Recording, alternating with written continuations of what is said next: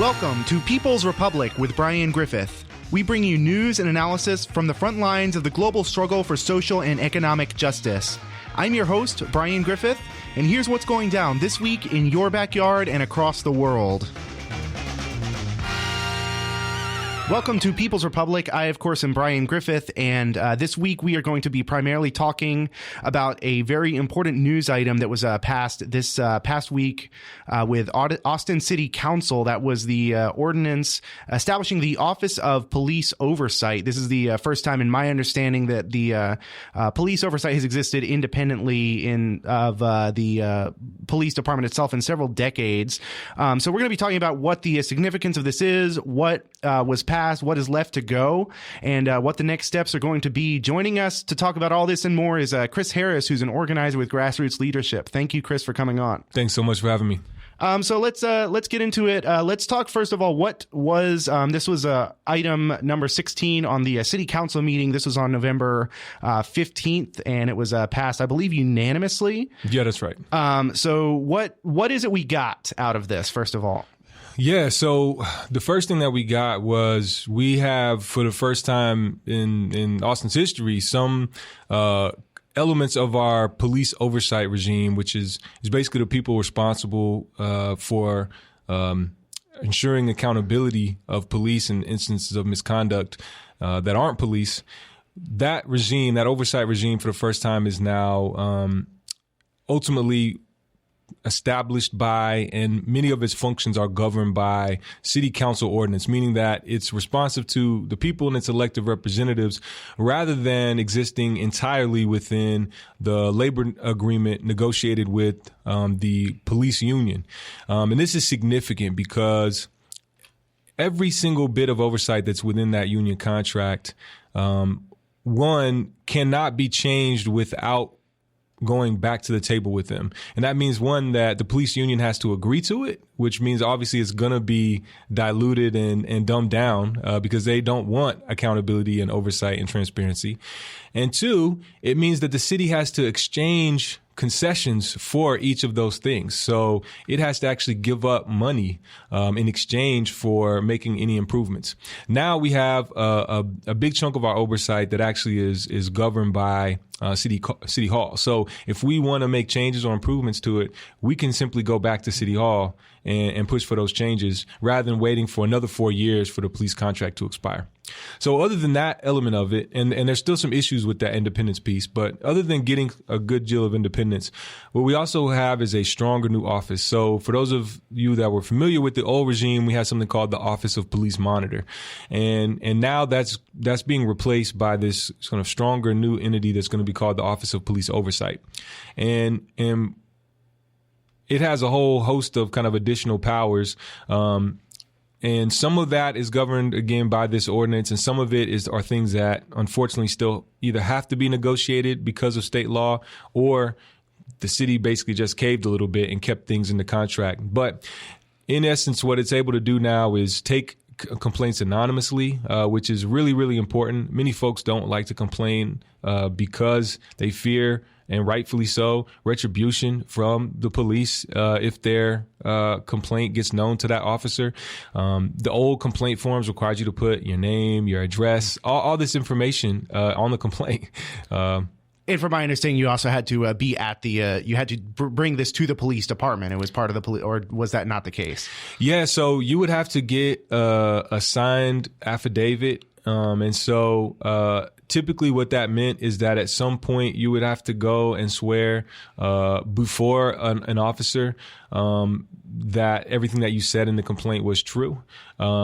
And they would tell you that there was a penalty, a potential penalty of perjury if any of it wasn't true. So it was an extremely intimidating process for folks. And now you simply are going to be able to very soon actually fill out a form online. Again, provide as much or as little personally identifying information about yourself as you'd like. You can also do it over the phone or via paper.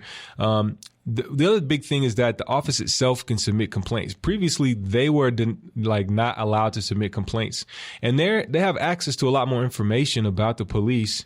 But could not submit a complaint on their own. And so now the office itself can submit complaints, and they are actually now specifically empowered to do random reviews of body cam and dash cam video, in order to see if there's things they should be looking at.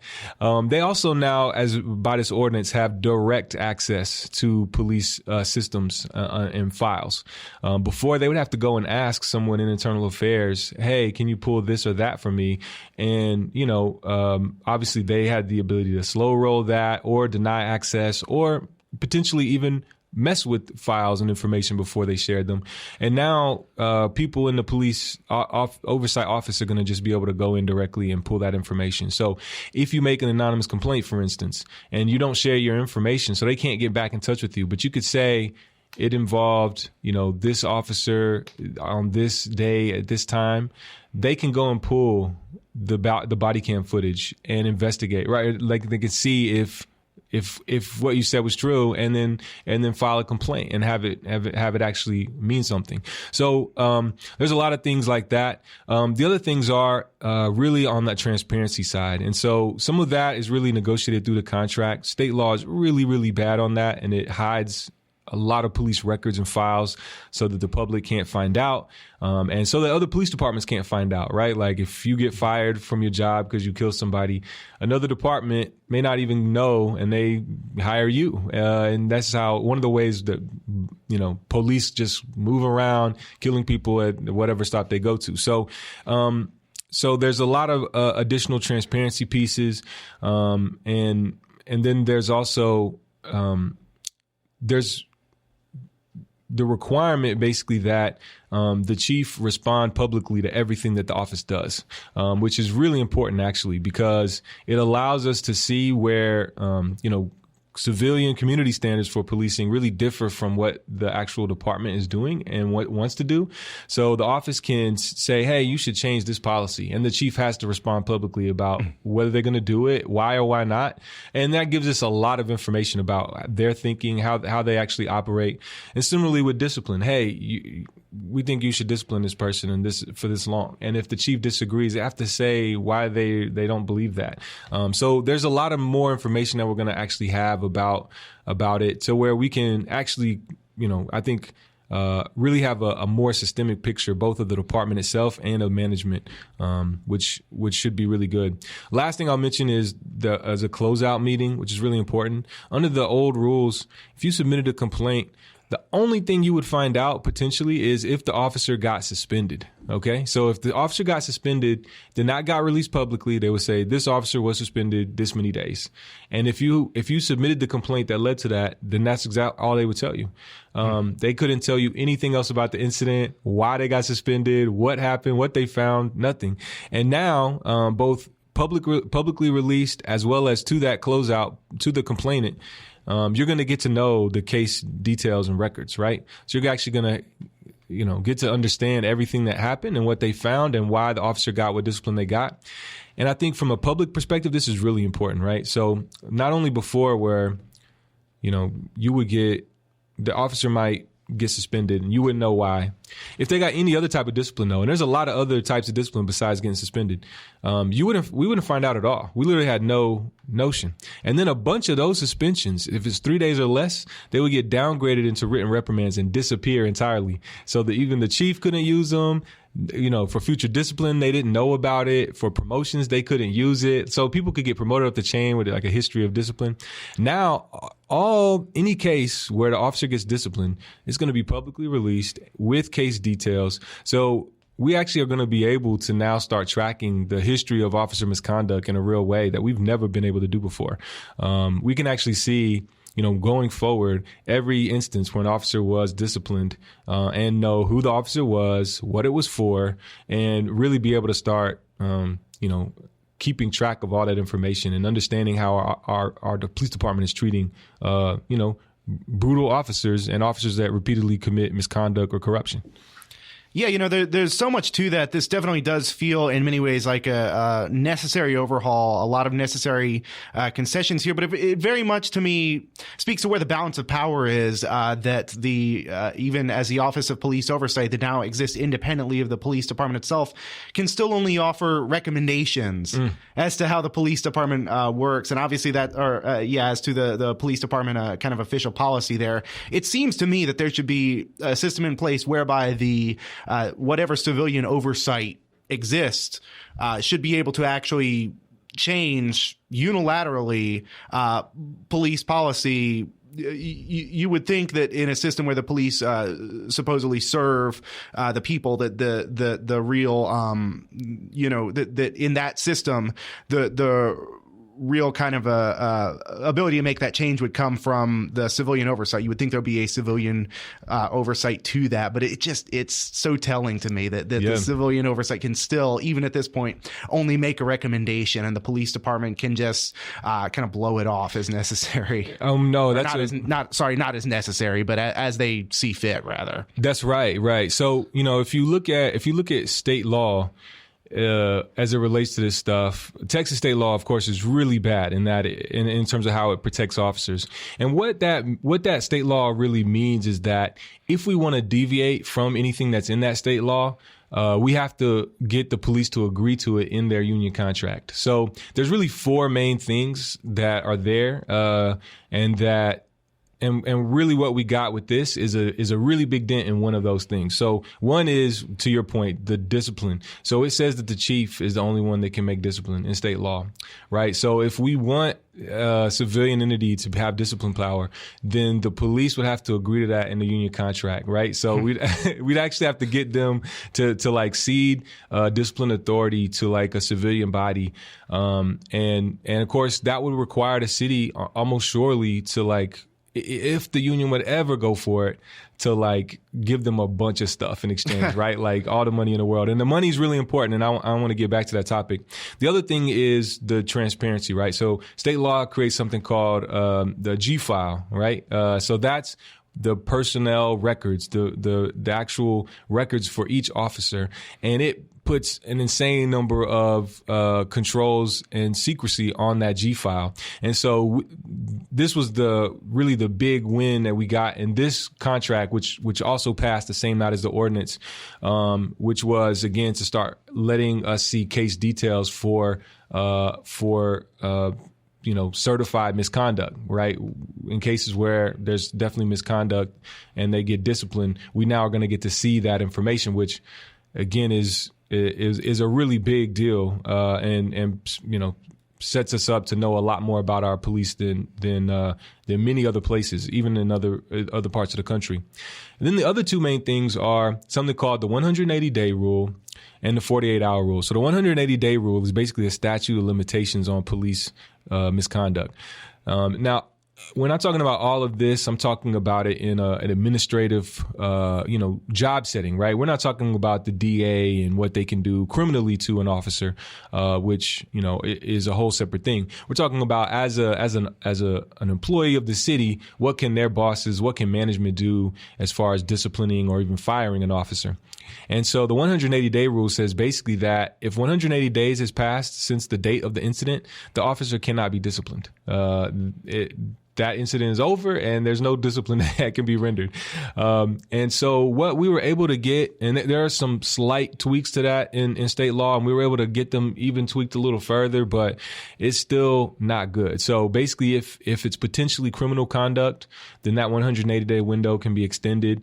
The famous incident was the Breon King incident back in 2015. An officer, she's a school teacher, black school teacher here in Austin. An officer pulled her over for speeding. An officer with a long history of violence in our town, Brian Richter, brutalized her. And then on the way, as she was being arrested for speeding and resisting, they charged her with. Another officer made racist comments to her in the car. And so if we look at the changes to the 180-day rule that just went into place, that first officer who clearly brutalized her, that would be potentially criminal conduct. So that 180-day rule would get extended. So even though the video of the King incident didn't come out for a year, because of that potentially criminal conduct, that officer, Brian Richter, would now face discipline in our new regime. Luckily, he was fired earlier this year after yet another incident. Of course, did that person have to suffer that incident? Probably not if he had been properly disciplined from the King incident. So this is how it keeps going. But crucially, the officer that made racist comments, right? Racism, not a crime, would not face discipline still under the current regime. And that's horrible. We can't have, I think, we definitely want to look for alternatives to policing in general and depolicing. But while there are police, we cannot have openly racist officers patrolling our streets. And so for there to be any, loophole that allows a racist officer, once their racism is fully known, to escape discipline is unacceptable. And so, again, that 180-day rule continues to exist. The last one is the 48-hour rule, which has become a little more famous in the recent incident in Dallas, the Botham Jean incident, right? So it's 48 hours under state law. In Dallas, it's actually 72 hours. They have an even worse version of the rule. And basically what it says is that an officer does not have to talk to an internal investigator after an incident for 48 hours. They get 2 days and before they have to talk to anyone. Which is bad enough on its own. But then if you throw in that during that 2 days, they get access to all the evidence that's been collected thus far. They get the other witness statements, they get body cam, they get dash cam. They can basically craft their story around the available evidence before they talk to an investigator, which is something that no one in the general public gets access to. When you're party or witness to an incident, the police are immediately going to pull you in and ask you everything that you know. And, obviously been known to torture and brutalize people to get information out of people in that moment. And this is an officer having to talk to their employer. We're not even talking about like a criminal investigator. We're talking about their employee, internal investigators, and they get 2 days to craft their story. So those are really the things that remain is oversight discipline, that 48-hour rule, that 180-day rule. And state law makes them really difficult to overcome. So, I think obviously we want to make more traction and more movement in the next police union contract negotiations in 4 years. But, there's also the state legislature, right, that controls that state law. And so, if there's ever an actual shift in that body that would enable to really make changes to allow better state laws to be passed, then that would be really our best opportunity to do it, and do it without having to spend a bunch of money to like buy basically those provisions. Yeah, one of the things we always try and get on this show is kind of that the different interplay between what happens on sort of the ground level with city politics and also the kind of broader trends in national and state politics. And I think certainly there is, in the long term, we're not talking within the next few years or even maybe the next few election cycles, we'll see probably not going to be huge sea change, because I think we've even seen so many of the quote unquote progressive party of the two kind of corporate parties we have, we saw who they ran for governor, Lupe Valdez, right. A former sheriff. Former sheriff of Dallas, as with every other Texas city, is going through scandal after scandal of police brutality and whatnot. So there's going to have to be a change in that level in kind of the thinking, either of the Democratic Party or generally of people, if they want to form what I believe to be the more effective way to make that sort of change, which is grassroots movements, and even I dare to say third parties, as kind of poisoned as some people believe that to be. We need third parties. We need a progressive left workers and oppressed people's infrastructure outside of the Democratic Party, pushing the entire system to the left, and we'll see that. That's a really it's a great point all the way around. And but I do have a little bit of hope on that front, not necessarily as it relates to the Democratic Party in general, but to your point about the Democrats being really bad on this issue, until last month, California had the most secretive police policy in the nation.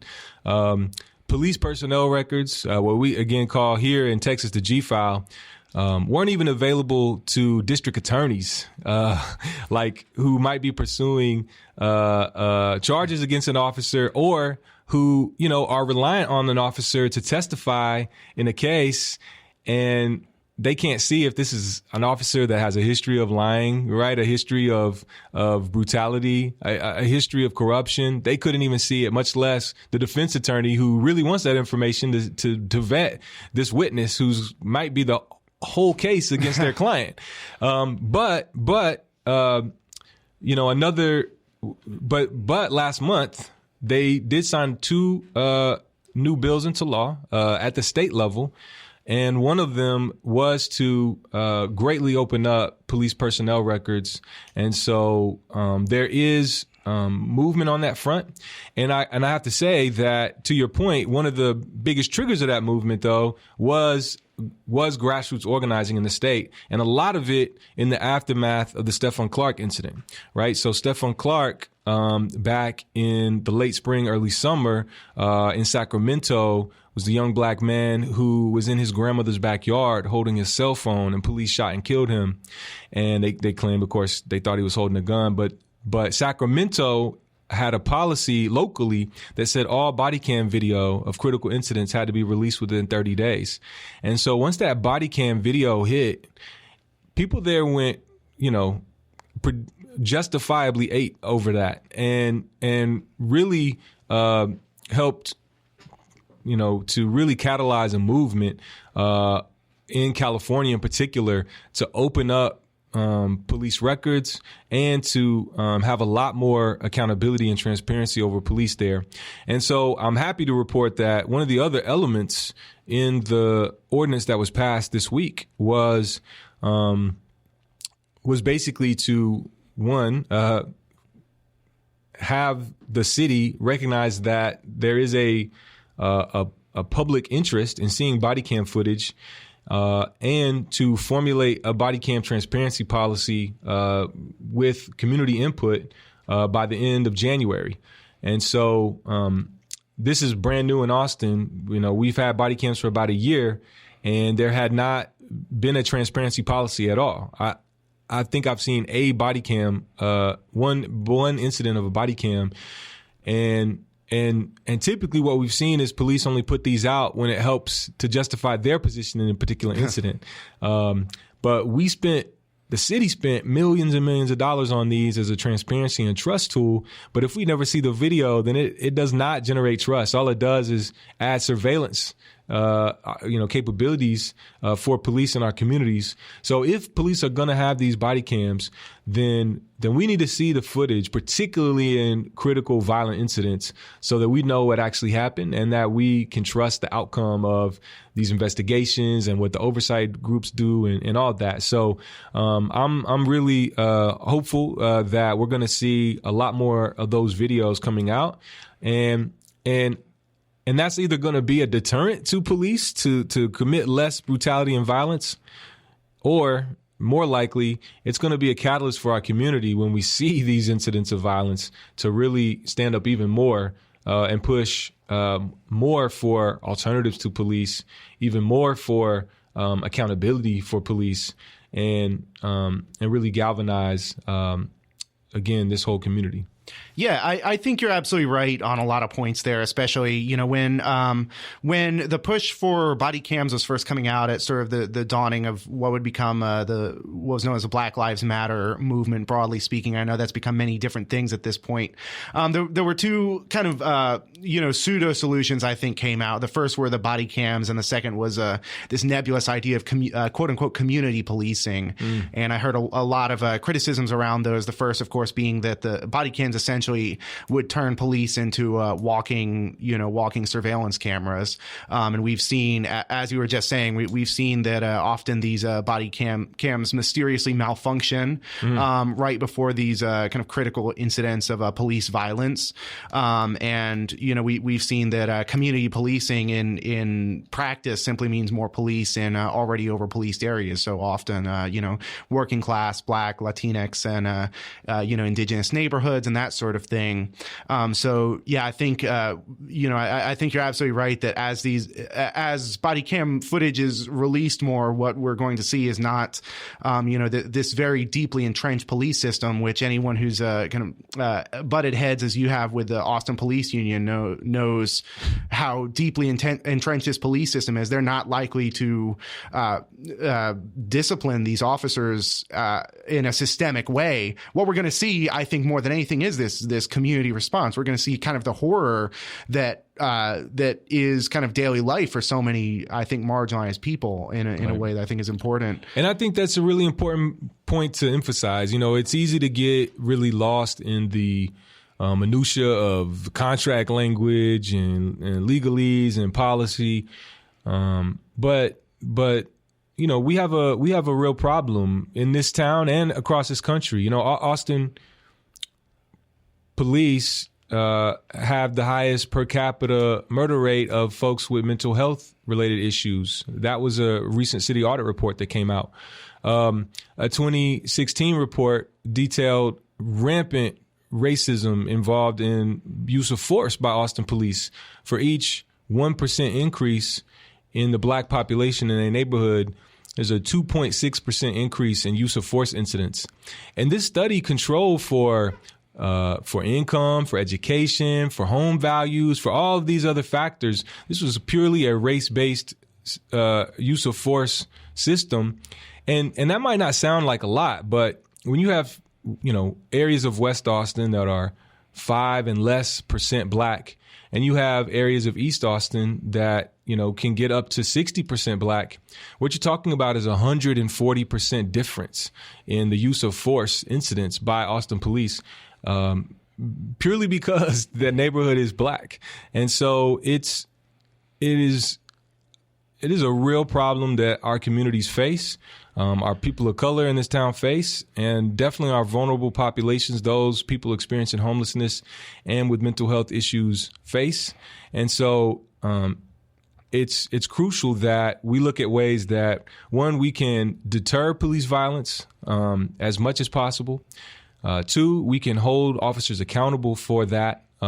One, to ensure that, the people most prone to violence don't get to stay police. And two, so that, again, it deters, more police violence. And then three, that we really look to limit interactions with police rather than a community policing model where, we have more interactions with police. What we really need is fewer interactions with police and more interactions with trained public health professionals that are designed to help, really address the systemic issues at the root of many of our quote unquote public safety issues. People that have mental health needs, people that have substance use issues, sex workers, youth, they don't need community police. They need either to be left alone or someone with a public health background that's actually trained to address some issues that might be occurring. Yeah, absolutely. So you're listening to People's Republic with Brian Griffith. People's Republic originates in Austin, Texas, out of KOOP Radio, and is also broadcast in WHIV New Orleans, and is available as a podcast on Spotify, Spreaker, SoundCloud, iTunes, or Stitcher, or wherever podcasts are podded. So stay tuned for more People's Republic in just a moment.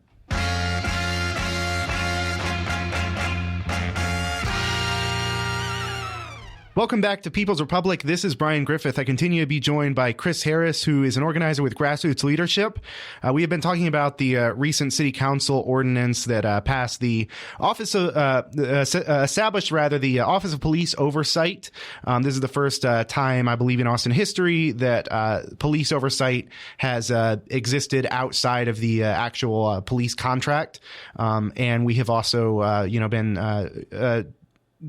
talking about sort of various incidents regarding the Austin Police Department. I'd like to kind of start by by talking about where the Austin Police Department is at now, because I think a lot of people have this sort of misguided idea of Austin Police as somehow being more progressive or whatnot, or Austin being because Austin has this reputation as a progressive city. I don't always think that's earned. I think a lot of times Austin is kind of regressive and has kind of the characteristics and of sort of old school Jim Crow segregationism, sort of masquerading, or sort of layered over this other kind of segregationism of kind of the gentrification, the Silicon Valley style gentrification that we also see. So, I don't necessarily consider Austin that progressive a city in many ways.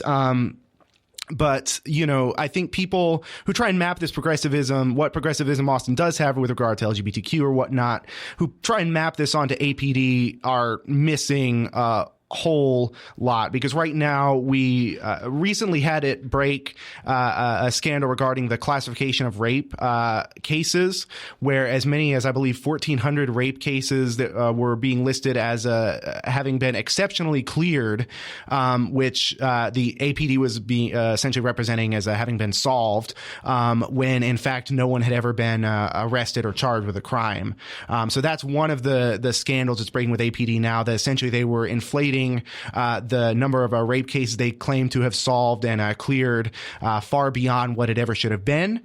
And we also have kind of ongoing scandal with regard to one of APD's higher officers, Jason Dusterhoff. I don't know where that scandal stands now, but he's alleged to have committed, among other things, domestic violence and possibly have procured cocaine for various, I believe, partner or whatnot. I don't know the full extent of that, but that I don't know how much I even want to get into that. But it's going on. Yep. It's just like I feel like APD just lurches from one scandal to the next. I mean, I don't think that's an unfair statement. And I think, as it relates to the assistant chief that you mentioned, who I think has been demoted as a result of all this, I think that really speaks to, in some ways, and I don't know the full extent of that issue, and obviously, his misconduct history, because so much of it has been secret, but we do know that there has been a good deal of misconduct in his history, and so this whole recent win that we did get in the police contract negotiations, that it ensures that misconduct doesn't disappear from history, doesn't disappear when they're making promotional decisions, doesn't disappear when they're making future discipline decisions, is really important, because that sort of system is what allows someone with a long history of misconduct to promote up the chain and become an assistant chief, despite it being kind of an open secret that there's been a lot of misconduct or corruption in their past. As it relates to sexual assault, where do we start? I mean, they have now proclaimed that the rape kit backlog, which had piled up for years under APD stewardship or lack thereof, has now been cleared. But that was a serious scandal, and one we've seen really repeated around the country, where ill-equipped and in some cases really just unwilling police departments were not properly investigating, testing rape kits, and ensuring that there was no accountability for sexual assault within a community, combined with the class action lawsuit that was filed early in the summer, that targets not only APD but also our local county and district attorney, charging that, among other things, APD had a wall up in their office where they investigated sexual assault with trophies for the different women that they claimed unilaterally had been lying about sexual assault. So literally trying to celebrate with when they unilaterally believed that a woman was lying and they discovered that fact as part of the investigation. I have heard no such wall of trophies about people that committed sexual assault that they were able to properly find and hold accountable. Wow. So, then, and the fact generally that over a couple year span, that is identified in the class action lawsuit, there was only one prosecution for sexual assault in Travis County, and the victim in that case was male. So it's our town, when you now add on this scandal now where a whistleblower has come forward saying that APD management basically made her start classifying cases as quote unquote exceptionally cleared, using a standard that she did not agree with, and basically forced her out when she wouldn't make those classifications, and then found someone who would, and then started doing that such that they could claim a higher clearance rate, basically claim that they had solved sexual assaults that they had not. It appears as though our local police force has basically been completely both unwilling and unable to investigate sexual assault and hold perpetrators accountable. It's really astounding and infuriating, and all the worse for the, obviously just like growing collective sentiment that we have about sexual assault in this Me Too era, that, there's been very little accountability for that issue here locally. And as someone who is, very skeptical of punitive solutions for public safety problems, I think it's wholly appropriate for police to be fully investigating and attempting to hold accountable people that commit sexual assault. So it's really just flabbergasting that this is happening, and scary for everyone in this town, but particularly people that are most vulnerable to sexual assault. And so, I'm, if nothing else, hopeful that these scandals are shining a bright light on this issue. And it's going to force some change in the department and in our community. Yeah, I think the real change more than anywhere is going to come from the shift in community mindset toward what they believe the police force to be. I think as people are seeing that these are not just isolated incidents, but in fact even in progressive cities, even in cities that bill themselves as progressive, rightly or wrongly, you have these kind of systemic problems, and in many ways it's even kind of worse in so-called progressive cities. I think Seattle just passed legislation. The city of Seattle just passed legislation essentially stripping police oversight away, giving more power than ever to police to essentially police themselves in meaningless ways. We're seeing kind of the opposite in Austin, where we're finally seeing that community pushback. And I think as the community sees more and more, as these sort of intersections intersect, as we see not just the push from Black Lives Matter, but the push from kind of the Me Too movement, these sort of large, spontaneous social eruptions due to the injustices in the world are going to push back, and that community mindset around what policing is, I think, and I hope is going to change. So let's get into what that might actually mean for you as an organizer, for Grassroots Leadership as an organization. What do you see as kind of the next steps in trying to push for even more sort of accountability and transparency, because I know there was a lot left to be desired, even though it was a victory in many ways. The city council decision last week still left a lot left to be desired. And I think the fact that whenever we see something like this pass unanimously from kind of even including kind of the more conservative elements of the city are still passing this unanimously, you sometimes kind of have to wonder what more could have been done. I feel like people are having that moment right now. So how do you see that? Well, sure. Well, I think, I kind of talked to the 180-day rule, the 48-hour rule, the chief discipline power that are under state law and that are really difficult to change locally without basically paying the police union off for the privilege, because you can only get changes if they agree in the contract. But one thing they didn't have to agree to was really establishing all of the oversight and all of its powers outside of the contract. But what they did was basically when we organized heavy and we got the council to reject their last contract in December of last year, and then their contract expired after that, the city decided that even though the old police monitor had been created underneath the contract that now no longer existed, that they could recreate the police monitor. And they were right. There's nothing in state law that prohibits a city from creating a monitor to do the things that they set it up to do. And the union sued the city and said, no, you can't do that. That thing was created by the contract. The contract's not around. It has to go.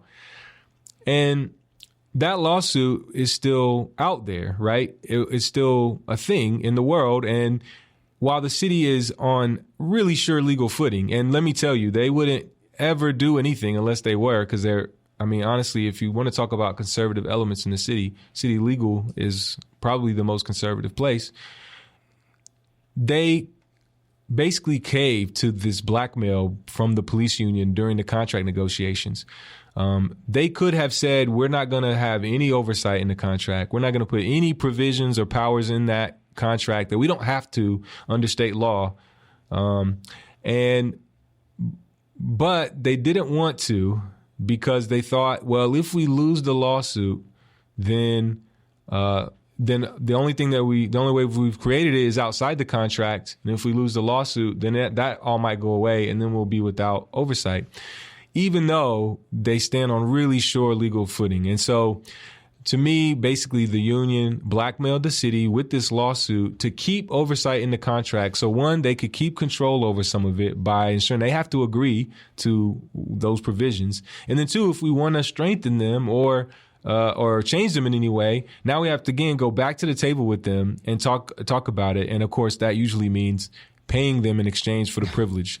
So that was really the biggest thing, aside from things that had to be negotiated, that is really frustrating. So literally in this contract that also got approved on Thursday, the union agreed to drop the lawsuit, but only for the term of the contract for 4 years.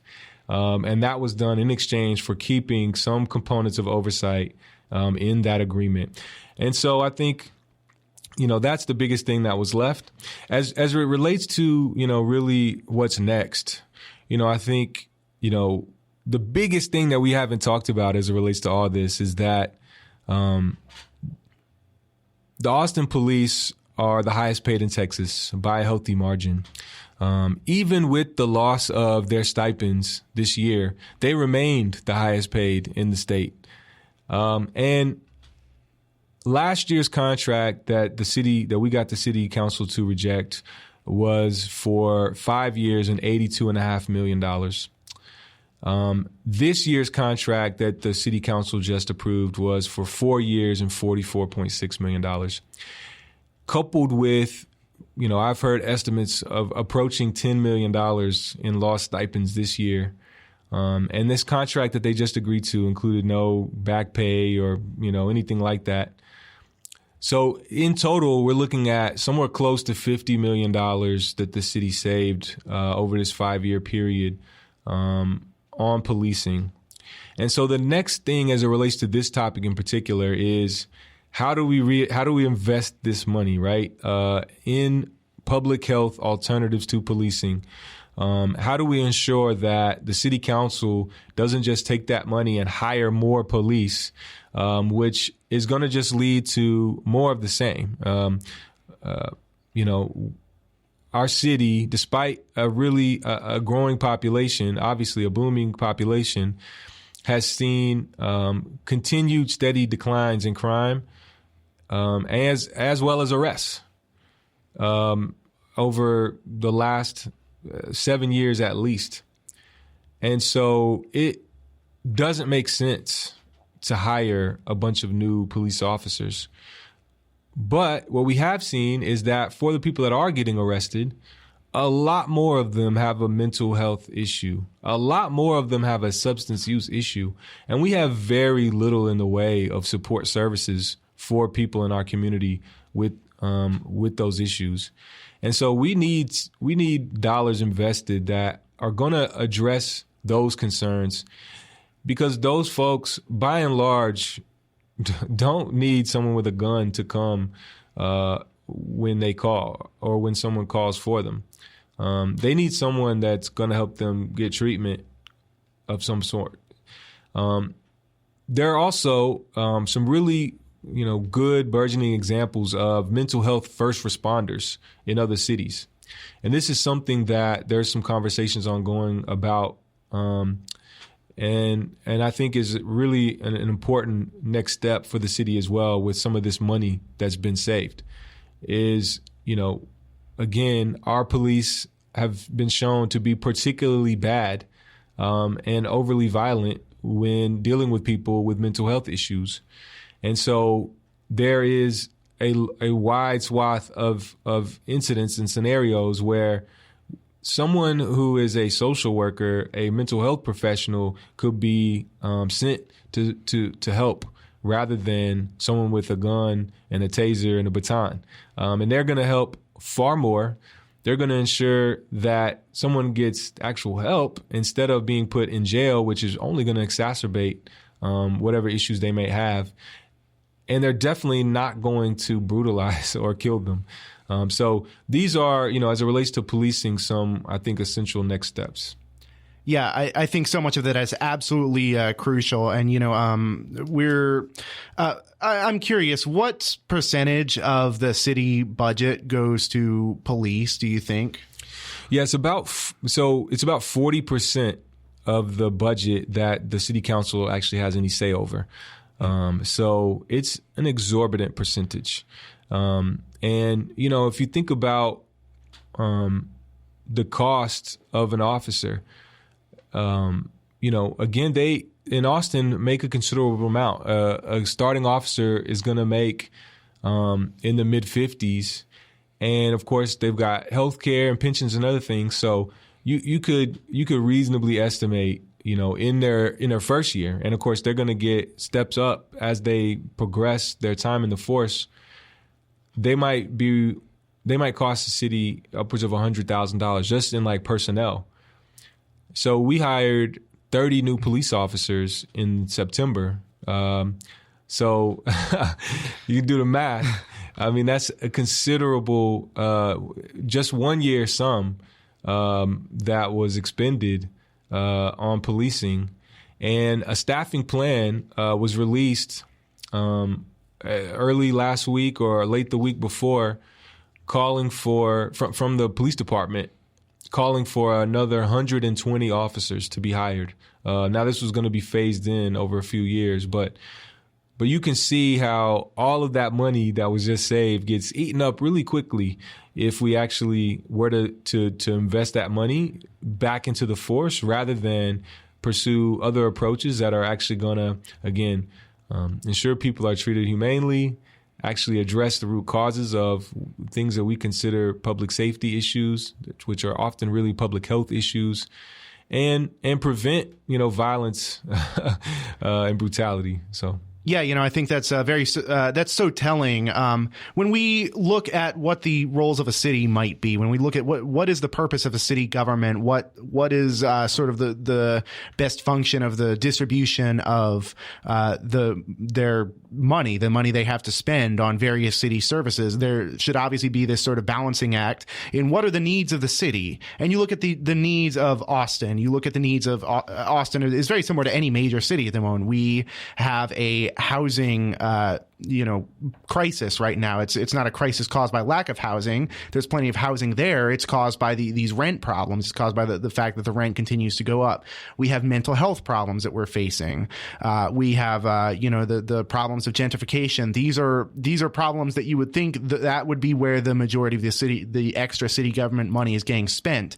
Instead, so much of it continues to go to these kind of ballooning police forces. Well, when your city goes to purchasing more and more people whose entire toolkit for solving the problems of the city, like you purchase, when you send an expenditure forward, you're saying you're hiring a person who has a certain toolkit that provides some solution to the city, at least in theory. When you continue to hire and purchase more and more people whose entire toolkit is a gun and training in the use of force to neutralize a threat, that is the solution you privilege, and you're going to continue to see these other spiraling problems.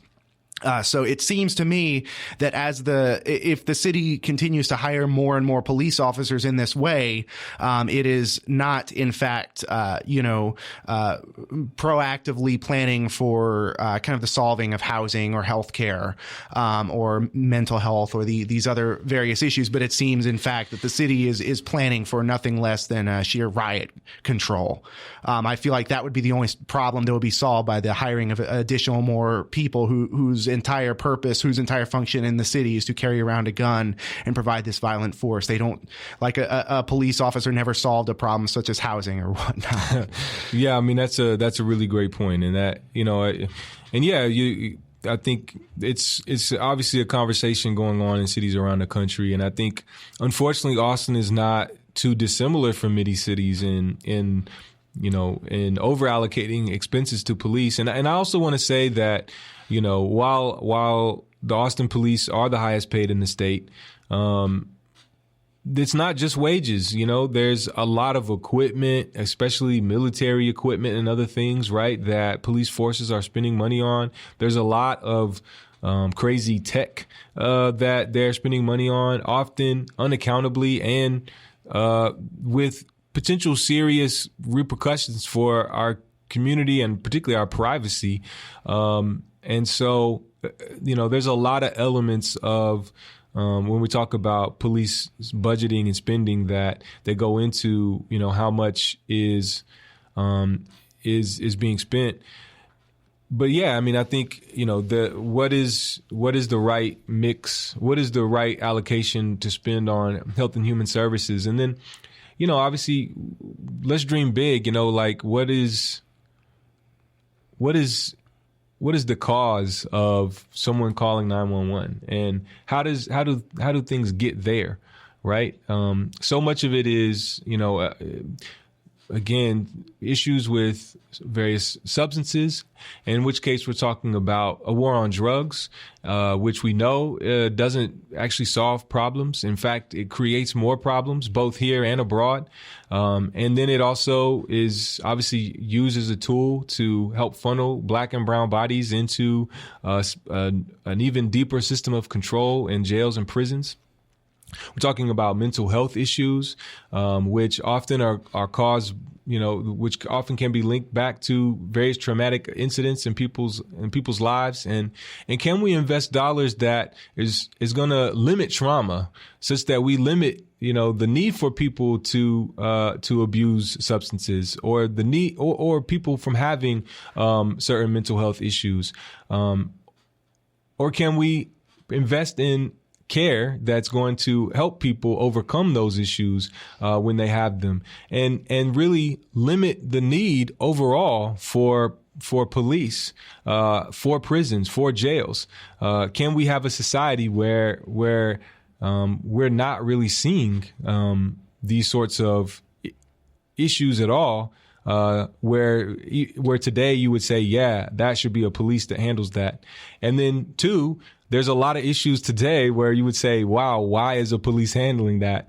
And so let's really dream about how we can invest in a city that ensures that, we're trying to say, how can we really get to the core of when police are ever called to a situation and address it to where those situations don't even happen?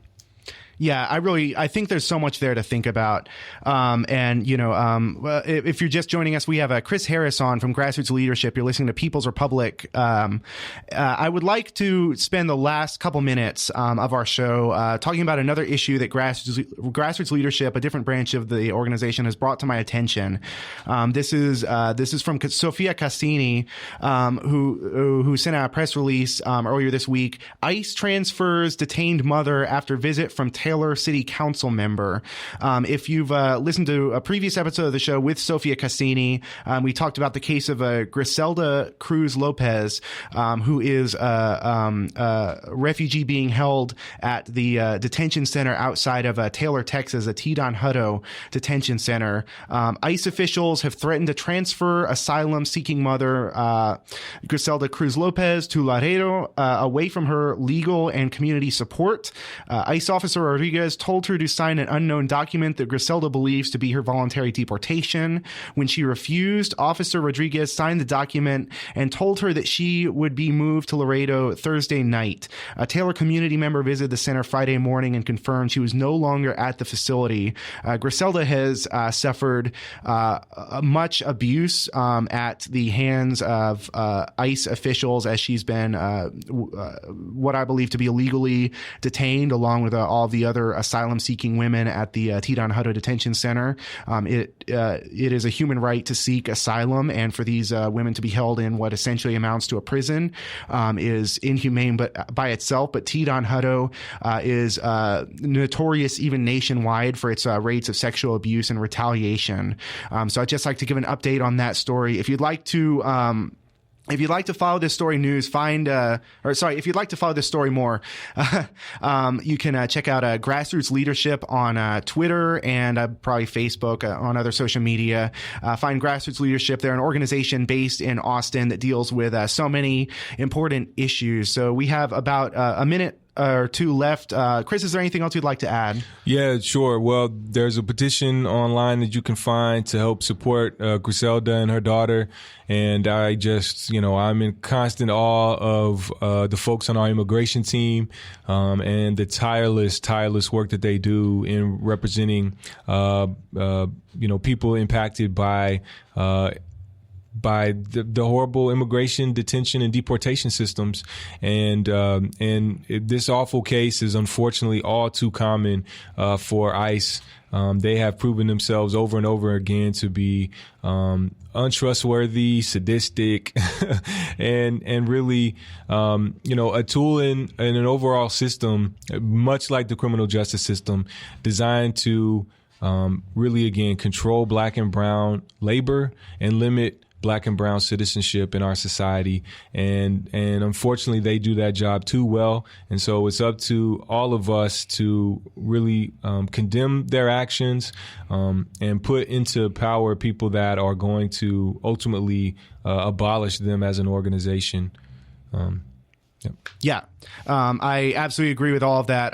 We once again, we've been talking with Chris Harris. He's an organizer at Grassroots Leadership about many varying issues around Austin Police Department, City Council, and sort of the problems with policing in general. Thank you very much, Chris, for coming on the show once again. Thank you so much for having me.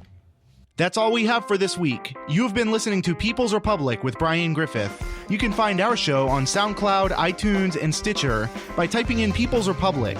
Or you can follow us on Facebook and Twitter at People's Radio ATX for more news and analysis. Thank you for listening as we report on the global struggle for social and economic justice. We are out of here.